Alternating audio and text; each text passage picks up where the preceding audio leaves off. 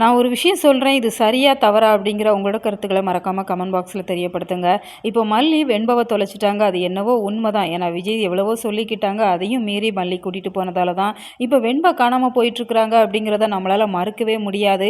ஆனால் மல்லியோட மனநிலையை பாருங்கள், அந்த குழந்தைய காணாமல் எவ்வளோ தவிச்சு போயிடுறாங்க. சுயநினைவு கூட இல்லாமல் வெண்பா வெண்பா அப்படின்னு சொல்லி கத்திக்கிட்டே ரோட்டுக்கெல்லாம் வந்துடுறாங்க. அந்த அளவுக்கு வெண்பா மேலே அளவு கடந்த அன்பு வச்சுருக்கிறாங்க. அப்படி இருக்கிறப்ப விஜய் மல்லியை இவ்வளோ அவாய்ட் பண்ணணும், இவ்வளோ வார்த்தைகள் பேசணுமா அப்படிங்கிறது தான் என்னோட ஒரு கேள்வியாக இருந்துட்டுருக்கு. சரி, ஓகே, மல்லி தொலைச்சிட்டாங்க, அதெல்லாம் உண்மைதான். இதே இடத்துல மல்லி மறுப்பு சொல்லி விஜய் அதை கூட்டிகிட்டு போயிருந்தாங்க. அந்த சமயத்தில் விஜய் வெண்பாவை தொலைச்சிருந்தாங்க அப்படின்னு சொன்னால் மல்லி இவ்வளோ கோவப்பட்டிருப்பாங்களா? நிச்சயமாக இல்லை. ஸ்டார்டிங்கில் வேணால் ஏங்க இப்படி பண்ணீங்க அப்படின்னு சொல்லி கொஞ்சம் கோபத்தை காமிச்சிருப்பாங்களே தவிர, மற்றபடி விஜய்க்கு ஆதரவாக அவங்களுக்கு தேவையான எல்லா வசதிகளையுமே செஞ்சு கொடுத்து அவங்களுக்கு ஆறுதலாக இருக்க தான் செய்வாங்க. ஆனால் விஜய் ஏன் அதை செய்ய தவறுறாங்க அப்படிங்கிறது தான் எல்லோரோட கேள்விக்குறியாகவும் இருந்துட்டுருக்கு.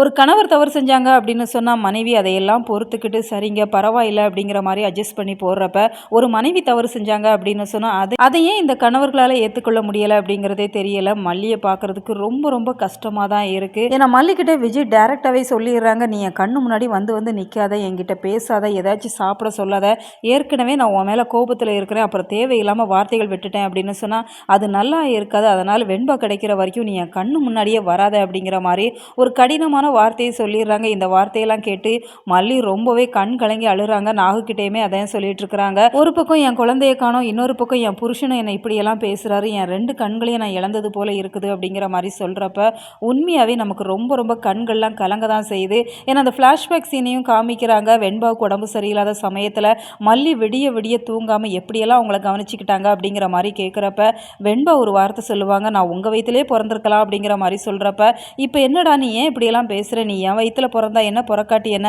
நான் உன்னை நெஞ்சில் வச்சு தாங்குறேன் அப்படிங்கிற மாதிரி மல்லி சொல்கிறாங்க. ஸோ கூடி சீக்கிரம் வெண்பா கிடைக்கணும், திரும்பவும் இந்த குடும்பம் இணையணும் அப்படிங்கிறதா ரசிகர்களோட விருப்பம். உங்களோட கருத்துக்களை மறக்காமல் கமெண்ட் பாக்ஸில் தெரியப்படுத்துங்க.